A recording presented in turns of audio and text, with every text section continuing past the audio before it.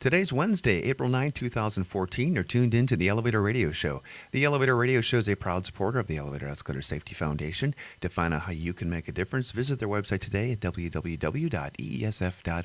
Everybody got a good show for you today, so stay tuned. Here it comes. You're tuned in to the Elevator Radio Show, a weekly program dedicated to covering news and information on elevators, escalators, and moving walkways. Produced in the wee hours of the morning, a new show is uploaded every Wednesday, sometimes even before you get out of bed. Listen to some of the comments sent in from our audience. Rob from New York writes, Tom, are you f***ing insane? You actually get up at 2 a.m. each Wednesday to put this show out? Man, you must love elevators. Tim from Illinois writes, I'm not sure why I listened, but ever since I tuned into the first show back in 2007, I've been addicted.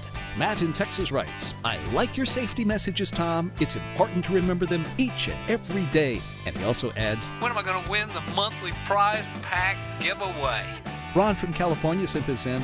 Despite your inability to pronounce words in the English language, I tune in each week and am glad that you offer this service to the industry. It's better than Google News alerts. Sarah from Washington writes, love the show, Tom, and look forward to it each week. I'm glad I signed up for the newsletter. You provide a valuable resource for the industry, not only for North America, but worldwide.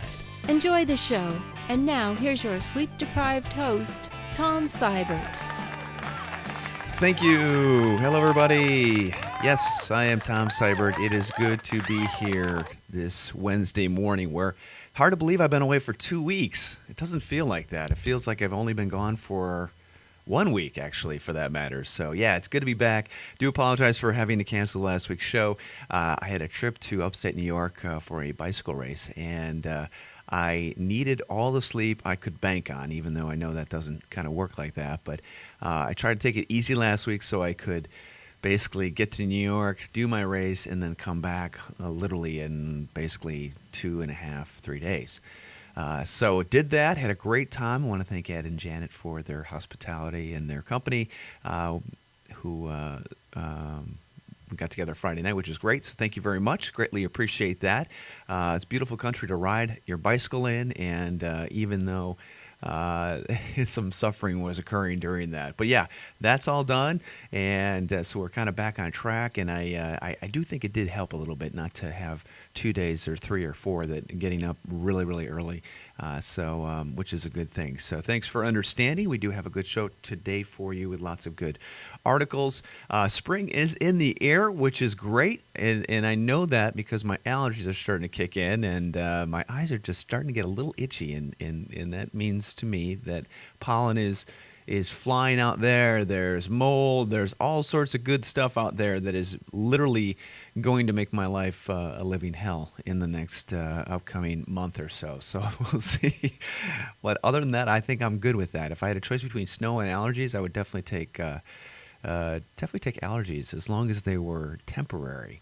But anyway, it is, it's just one of those things. So, hey, have you guys ever had a week or kind of a time period in your work life where just everything was busy and people just wanted everything right now? To the point where it was almost overwhelming. It's like, you almost want to say, listen, we can't do everything you need to have done in like 2 hours. And I blame the internet, the bloody internet. I blame the internet. I blame Twitter. I blame texting for this insistency that we all think that we can get everything done, and by tomorrow, and I'm going to blame UPS and FedEx at the same time with their darn next day air deliveries. What happened to the days when you could literally, you had an order that took 8 weeks to get there because it had to go on a train and a truck, and then a horse had to bring it to the building. What happened to those days where people understood that, okay, it's going to take a little bit of time? I see that it, and it's not all the time. I mean, most people are pretty understanding, but at the end of the day, we seem to have evolved into a species who want everything now and want it yesterday, and don't care. And I understand that because I'm the same way. I mean, normally when I'm ordering stuff, it's either last minute or it is, next day air, or I need it tomorrow, or I waited too long to order it, blah, blah, blah. And, without kind of understanding, So I guess I'm as guilty as that as anybody is. But it just seems like in the last 2 weeks, 3 weeks, maybe 4, it has become, the pinnacle is coming to a head on a lot of this stuff, which is good. I'd rather have that than the alternative, trust me. But I don't know how much worse it's going to get. I mean, if Amazon can figure out how to deliver packages via drone service, that probably will be the next step, and then we'll see UPS go to the wayside. Perhaps UPS might even become its own. Maybe they'll have their own drone service. I don't know, but I don't know. It'd be interesting to see how the future kind of evolves and whether or not we're able to keep up with that insistent demand of I want it yesterday. But anyway, so that's again, I'd rather have that than the alternative, which is not busy or not doing anything. So that's anyway, I just wanted to vent on that. So on another side note, personal note, my oldest son is on the freshman volleyball team, so which is pretty exciting. I'm so proud of him for not only making the team, but just kicking butt out there. I went to the first game, and man, it is such a difference to watch him compared to my little guys who are in 6th and 7th grade.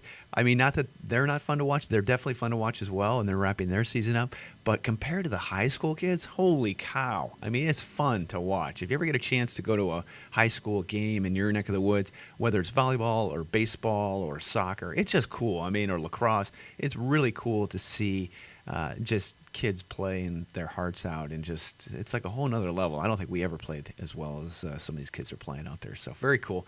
Encourage you to do that. So my next 2 months I'm going to be busy with my oldest son's schedule up until about June. So so not that that should affect the show or anything, but it's just makes me have to kind of coordinate and push more things earlier in the morning instead of after work for stuff I got to get done. So anyway, that's about it for everything that's happening in my life.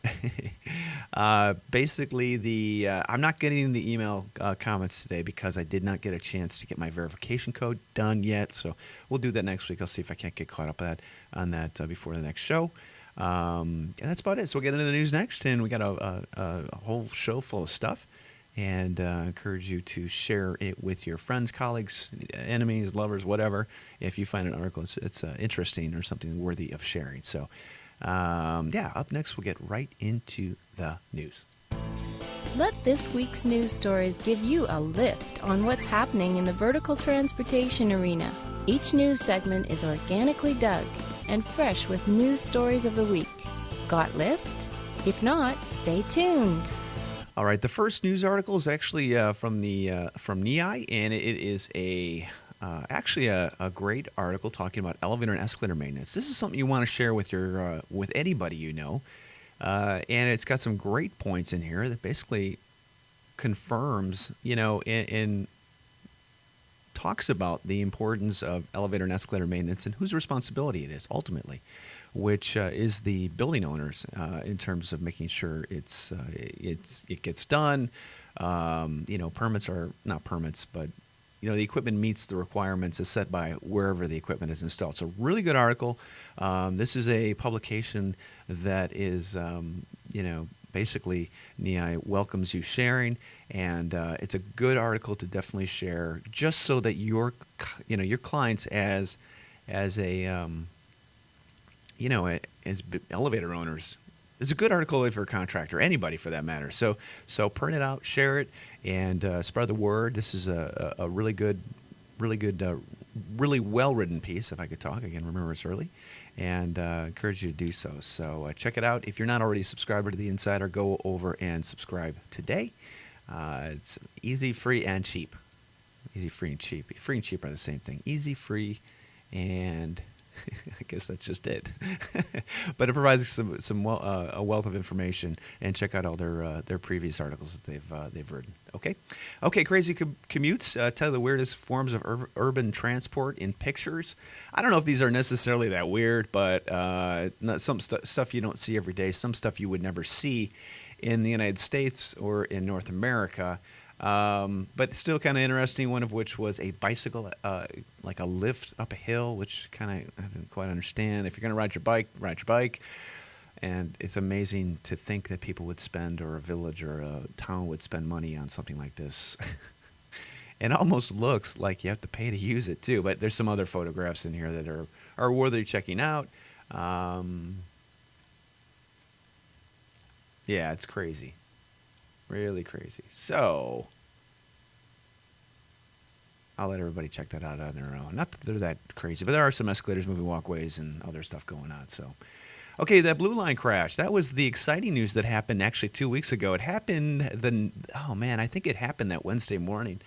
Perhaps maybe when I was out or I left. I don't know. It was the day I left to join my family for spring break. Yeah, that was the Blue Line subway train. Actually, yeah, it was subway.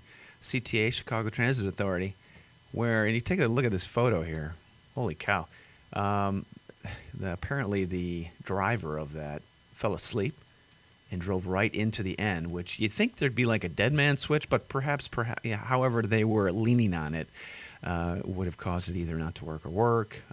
But anyway, yeah, the person driving that train was obviously fired. Escalator was trashed, and the totals of damage are at $9.1 million, according to the National Transportation Safety Bureau.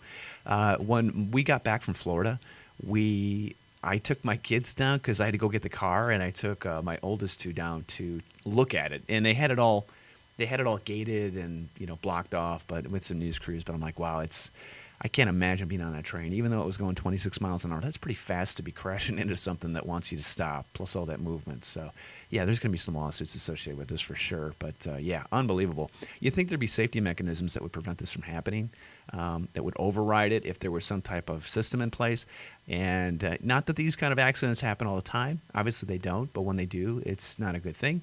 And just makes you – and as I was taking the automatic people mover to my car, I'm thinking, man, maybe computers aren't such a bad thing after all, So anyway, yeah, that was the excitement here in the United States. Okay, DNA Info Network, and actually that article came from the Sun-Times. DNA Info Network has an article talking about quiet labor deal gives $3 million in back pay to elevator workers. And this is a labor agreement at the end of Mayor Michael Bloomberg's administration granted retroactive raises to hundreds of city elevator workers, costing the city an estimated $3 million in back pay. DNA Info has learned. So, unfortunately there are, deals that happen like this when it comes to, when politicians leave office or whatever. It happens quite often. But anyway, and I don't know if this is necessarily a bad thing or not, but under the terms of the September 2013 agreement, 443 workers who are part of Local 237 received raises of as much as 34%, retroactive in 2008 for the total cost of $3 million. According to the union and the city's Office Management and Budget. I'm not sure what union is 237, but I would have to say if that's what they had coming to them, that's probably, what are you going to do? I'm not sure why the funds were held.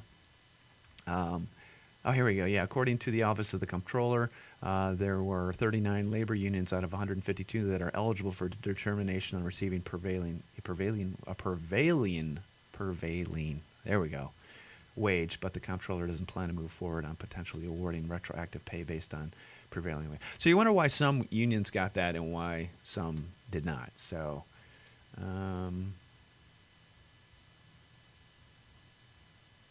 anyway, but that's an interesting article. You can check that out. Link is in the show notes. Next news article, film's greatest elevator scenes. This is cool. I know, obviously we are all in the elevator industry, and if you're like me, whenever you see an elevator on screen, you get kind of giddy. At least I do. Whether it's on TV or wherever it is, it's so cool. I mean, it's easy for me to get start looking at the buttons and going, okay, I wonder where they got the panel from, and being involved with some movies over in the last 20 years and providing props for them, you can kind of get an idea of like whose they are and what prop houses they came from. Based on whose inventory is what.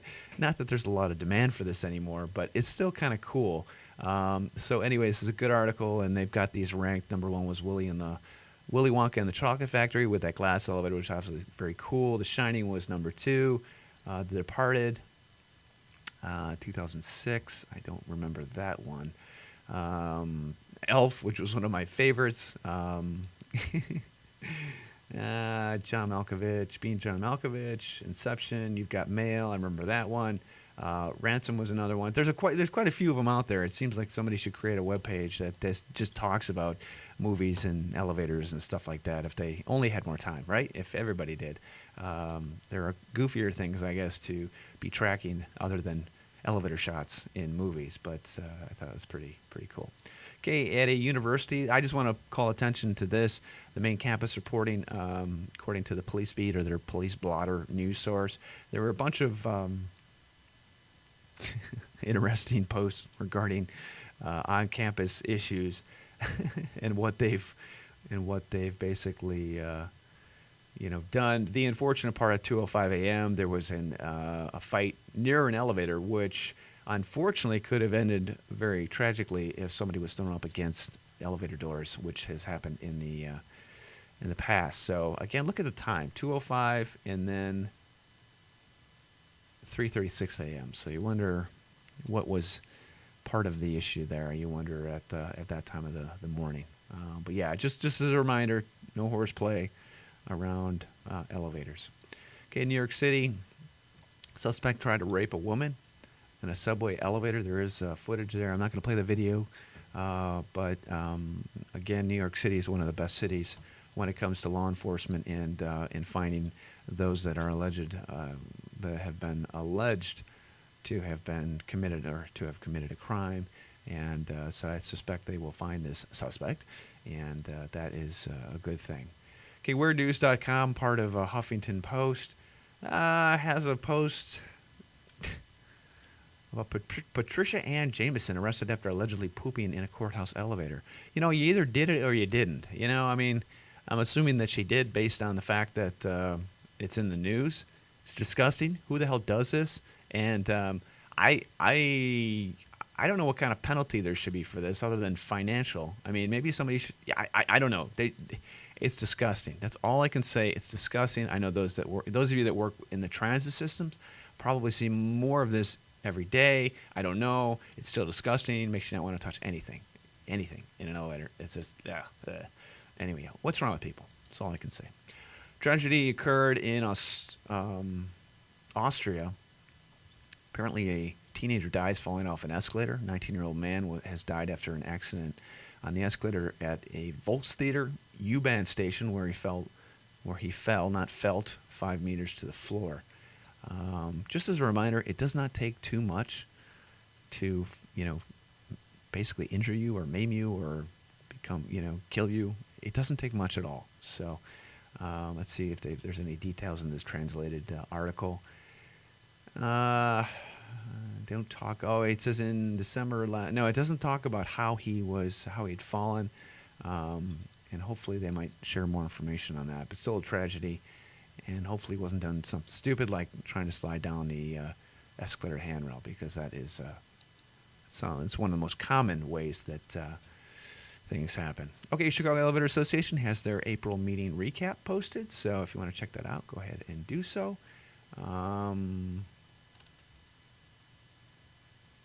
Yeah, so that's a good thing. Let me just go back to the main page here. I want to see. And that's it. Yeah, that's it for that. I don't know where that other article is at. There should be another one there. I'll check that out later on. Okay, we'll go back. Some good photographs there if you want to see who was in attendance. Okay, lucky to be alive. Don't take elevator. If there's a fire, use stairs. Of all the people to have used an elevator during a fire investigation, 2 police officers, this coming from the New York Post, critically injured after smoke fills elevator in a Coney Island blaze. All right. Of all the people to be using elevators when investigating a fire, you'd think the fire department, you think the police would have figured out that, okay, this is not a good idea. So, they're lucky to be alive. That's all I can say. So they were trapped in an elevator, not trapped in it, but basically they were found collapsed on the floor. And let this be a lesson to everybody: do not use the elevator if there is a fire or a potential or supposed fire. I hate all these ads. I swear to you, it drives me absolutely nuts. Okay, here's an article coming from NJ.com. Judge refuses to hold third trial in case of carpenter awarded $10.6 million in elevator accident. I'm going to let everybody check this out on their own. This let this be a lesson to the attorneys out there. Okay, I mean, what occurred in this case was apparently following the second trial this year, a Superior Court jury increased the award to $8 million, which it was at 5.79, and now it's at 10.6. So, hey, if you're going to want to retry a case, perhaps maybe just cut your losses while you can, okay? Because this looks like an absolute nightmare, and whatever attorney is representing the contractor in this case, maybe perhaps should be reevaluated, because this is insane. I mean, it's unless I'm misunderstanding. But, it's like, holy cow. Anyway, next article. Okay, here's another scary one. This actually happened in Illinois. Jesse Spencer saves tourists. I'm not a big firefighting guy, in terms of watching the shows and all that. Well, I guess Jesse Spencer, who looks to be easy on the eyes for the ladies, puts, or the men for that matter, whatever, Chicago fire skills to work. He's a good-looking guy. Saves tourists in elevator. I have a problem with this title. I really have a problem with this title. He was apparently down in Springfield, Illinois, visiting their capital, and the elevator became stalled. Okay, he was trying to open the elevator doors. Thank goodness he only opened them so that they could get some air in. They didn't try to escape the elevator, and they waited for the fire department to arrive. So, and I think he opened the emergency escape hatch so they can get some cross ventilation. But I'm like, man, you're not a firefighter. And the title here is he saves tourists. What the hell did he save them from? Safest place where he's inside an elevator. Anyway, that got some quite a bit of traffic online. But I'm just glad he didn't try to get people out. I'm glad he didn't try to go too far. Okay, here's another makes me kind of question the federal government on many levels.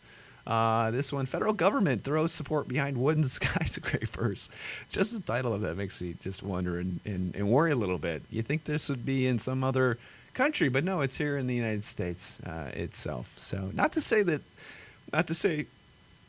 wood has, doesn't have strength and some pretty significant properties. I'm just not sure we should be building skyscrapers with this stuff. And they're looking at it because it has a smaller price tag and environmental footprint. I don't know about that. What do you think about it?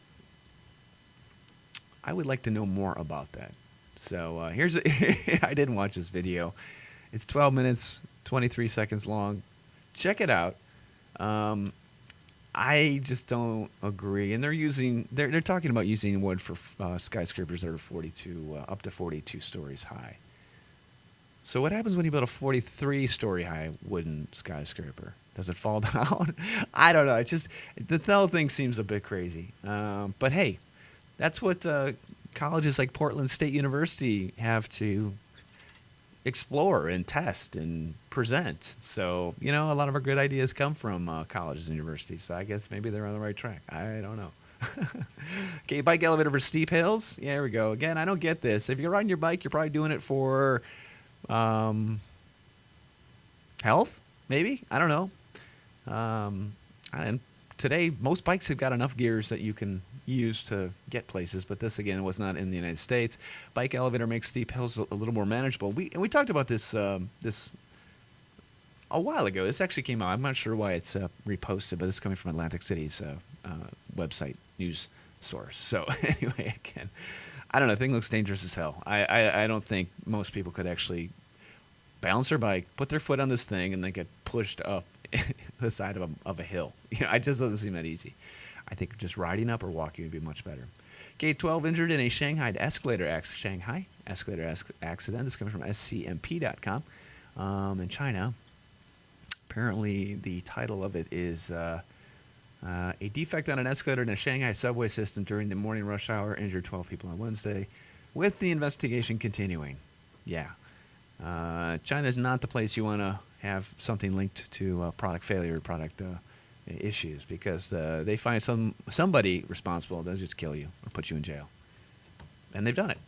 So I'm not speaking out of my my rear there. So anyway, okay.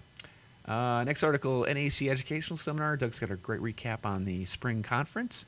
It was held at Sanibel Island in Fort Myers, Florida. Glad you guys had some great weather there. And Doug, thanks for writing a little recap on that. So, yeah, very nice. Glad you all had a great time while we froze our butts here in the rest of the world. Okay, settlement reached in Massachusetts boy's escalator death. ABC News reporting and the Associated Press, a family of a 4-year-old Massachusetts boy killed in an escalator accident at the mall has reached a settlement in a negligence lawsuit. And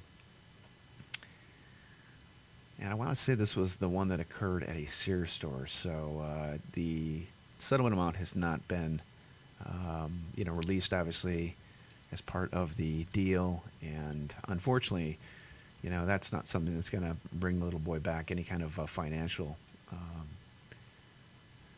amount, and that's the sad part here, because you wish that litigation would be a little bit more proactive with how do you say it? Would be more proactive with steps to be taken to ensure something like that doesn't happen again, or any accident for that matter. And in some cases it has, but in others, in more cases than not, it has not. I remember talking to an attorney when that represented a bunch of soft-soled shoe companies who contacted me for comment and information about accidents involving soft-soled shoes. And I asked them point blank, I'm like, hey, listen, are you going to do anything to try to help those companies educate their consumers or their customers? And he said no. He goes, no, we're just trying to, he's just trying to get as many people together to build a lawsuit up to get a, larger settlement. I'm like, well, that's great. See you later. Click. It's unfortunate, but ultimately one of them did end up putting a tag on their shoes. But they're not doing very good. Okay, next article. Here's a good article. Mother has warning, globalnews.com reporting, mother has warning for parents after child's fighting ordeal on mall escalator. This is the kind of thing I'm talking about. Basically, a great article. She's promoting safety on escalators for parents.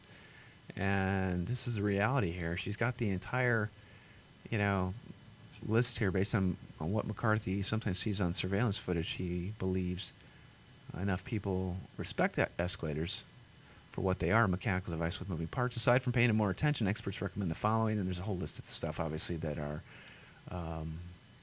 key. And good article, and hopefully more moms out there and dads and, understand to watch your kids at the mall and when riding escalators to help them out, hold their hand, and follow the proper ways to ride an escalator. So, okay, if you want more information, popjoe.com. The 2014 invitational flyer is up in a PDF format. For more information, go to popjoe.com or contact all the people on this the website or flyer that's in the show notes. 9 things you didn't know about elevators is coming from elevatorworld.com unplugged. In fact, this is great. I think this is posted by Brad, but I'm not 100% sure. Yeah, I'm not sure who posted this. I'm sorry. But good articles. There's some links that go through. Just some facts you didn't know. One of which was in the early 1900s, people worried vertical transportation would make us sick. Doctors used to fret over elevator sickness, a condition caused by the sudden movement of internal organs as the elevator came to abrupt stop. Maybe elevators weren't that smooth back then. That's hilarious. Do you think that'd be covered under workers' comp today? I doubt it, right? Yeah. Okay. Next article, a year after the death, Washington urges escalator caution. Always good to do. Always a good reminder. In Tumwater, Washington State Department of Labor and Industry says that more than 60 people have been injured on escalators in the year since the man was killed on a King County metro escalator, and the agency says that at least 70% of those injuries could have been avoided if riders been using the handrail. That's important. It doesn't take much, to fall. The reality is it doesn't take much to fall. Just standing up. I mean, I think last night I was doing something where I was at the computer at home, and I'm like literally like leaning over the side, and I don't know what happened, but I almost fell off the chair. So again, it can hit you at any time, and I wasn't even drinking that much. No, I wasn't drinking at all. I had not had anything to drink. I was waiting for pizza to come out of the oven, and I'm like, whoa, what was that? So again, yeah, be careful. It's, like driving in a car. You want to make sure you're taking all the safety steps you possibly can. So remember that. And the last article for this week's show, NewYork1News.com, article New York One for you. Tenants of Harlem buildings say elevator survey is spotty at best. Do me a favor, define spotty. What the hell does that mean? I know you got a lot of tenants here talking about how, elevators down 2 or 3 times a week. How do you know it's down 2 or 3 times a week, You just wonder. Anyway, it's easy to get frustrated over not having information you might have. So this is where elevator company and the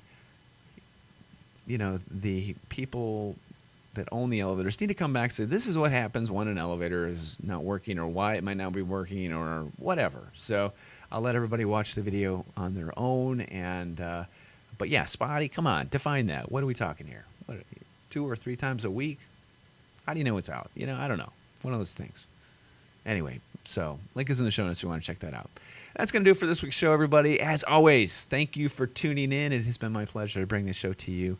And as always, that's about it. If you have a comment, send them to elevatorradioshow@gmail.com. I'll try to get back to you as quickly as I can. Enjoy spring. If it is springing in your neck of the woods, be safe out there as always. And remember safety. So everybody take care. We will talk to you next Wednesday. Bye-bye.